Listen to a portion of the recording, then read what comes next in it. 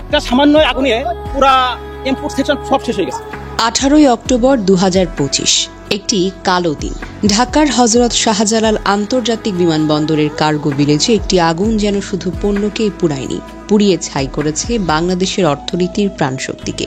এই আগুন গ্রাস করেছে শত শত টন আমদানি রপ্তানি পণ্য, গার্মেন্টস, ঔষধ, টেলিকম যন্ত্রাংশ।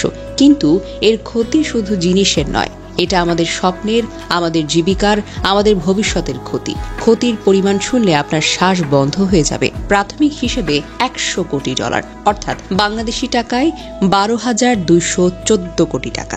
এক প্রত্যক্ষদর্শীর সঙ্গে কথা বলে জানা গেছে 20 থেকে 25 মিনিট সময় ধরে ফায়ার সার্ভিস বিমানবন্দরের 8 নম্বর গেট দিয়ে প্রবেশ করতে পারেনি। গাড়িগুলো দাঁড়িয়ে ছিল, গেটটাও বন্ধ ছিল।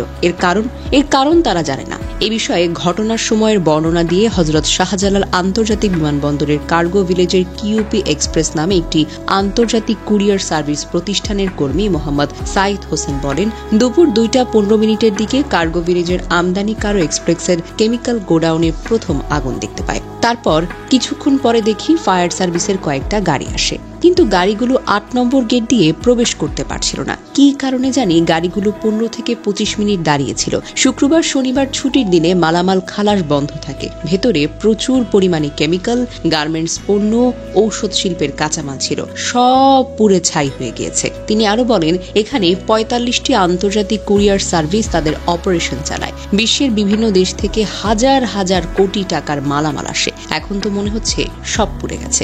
সব থেকে বেশি আশঙ্কা ঔষধ শিল্পের কাঁচামাল পুড়ে যাওয়ার। এর শুধু আর্থিক ক্ষতি হয়নি, স্বাস্থ্য খাতে এর মারাত্মক বিরূপ প্রভাব পড়ার আশঙ্কা করছেন অনেকেই। জীবন রক্ষাকারী গুরুত্বপূর্ণ অনেক ঔষধের কাঁচামাল গতকালকের ভয়াবহ আগুনে পুড়ে ছাই হয়ে গিয়েছে। প্রায় $1 লাখ ঔষধ শিল্পের কাঁচামাল পুড়ে যাওয়ার আশঙ্কা করেছে রাজধানীর কারওয়ান বাজারে অবস্থিত MSGS কোম্পানি নামে CNF এজেন্ট প্রতিষ্ঠানটি।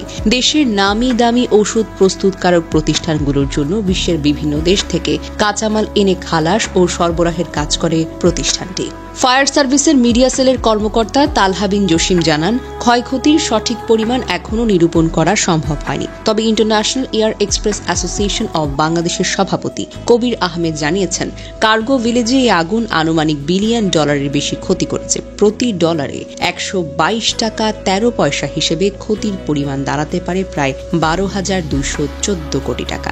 গতকাল রাতে তিনি বলেন, কার্গো এক্সপ্রেস, ওয়্যারহাউস, পণ্যবাহী বিমান, বিমানবন্দরের অবকাঠামো সহ সামগ্রিক কার্যক্রম স্থবির হয়ে গেছে। এতে শুধু ব্যবসায়ীরা নয়, দেশের সামগ্রিক বাণিজ্য ব্যবস্থাও বড় ধরনের ধাক্কা খাবে। কার্গো ভিলেজে মূলত আমদানি ও রপ্তানির জন্য অপেক্ষমান পণ্য সংরক্ষিত থাকে। আমদানিকারক বা তাদের প্রতিনিধিরা শুল্কায়ন শেষে এখান থেকে পণ্য খালাস করেন। পচনশীল পণ্য, শাকসবজি, ফলমূল ছাড়াও তৈরি পোশাকের মতো পণ্য সাধারণত 24 থেকে 48 ঘন্টার মধ্যে এখান থেকে পাঠানো হয়। তবে রপ্তানিমুখী পণ্যের স্পেস সংকট বা শুল্কায়ন বিলম্বের কারণে অনেক চালান কয়েকদিন পর্যন্ত এখানে রাখা হয়।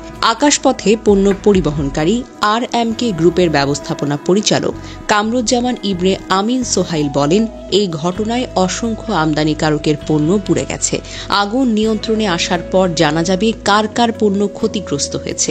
বীমা দাবির প্রক্রিয়া শুরু করতে সময় লাগবে। বিশ্লেষকরা বলছেন, শাহজালাল আন্তর্জাতিক বিমানবন্দরের কার্গো ভিলেজ দেশের পণ্য আমদানি রপ্তানির অন্যতম গুরুত্বপূর্ণ কেন্দ্র। এখানে শুল্ক বিভাগ, বিমান সংস্থা ও বেসরকারি বিভিন্ন প্রতিষ্ঠানের কার্যালয় রয়েছে। আগুনে কেবল পণ্যই নয়, গুরুত্বপূর্ণ নথিপত্র নষ্ট হওয়ার আশঙ্কা রয়েছে। ইন্টারন্যাশনাল সিভিল এভিয়েশন অর্গানাইজেশনের নিয়ম অনুযায়ী বিমানবন্দরের কার্যক্রম পুনরায় শুরু করার আগে পূর্ণাঙ্গ নিরাপত্তা মূল্যায়ন সম্পন্ন করতে হবে। দেশের বাণিজ্য খাতের সঙ্গে সংশ্লিষ্টরা আশঙ্কা করছেন, এই অগ্নিকাণ্ডে আমদানি রপ্তানি কার্যক্রমে দীর্ঘমেয়াদী প্রভাব ফেলবে এবং রপ্তানি পণ্যের লিড টাইমে বড় ধরনের সংকট সৃষ্টি করবে।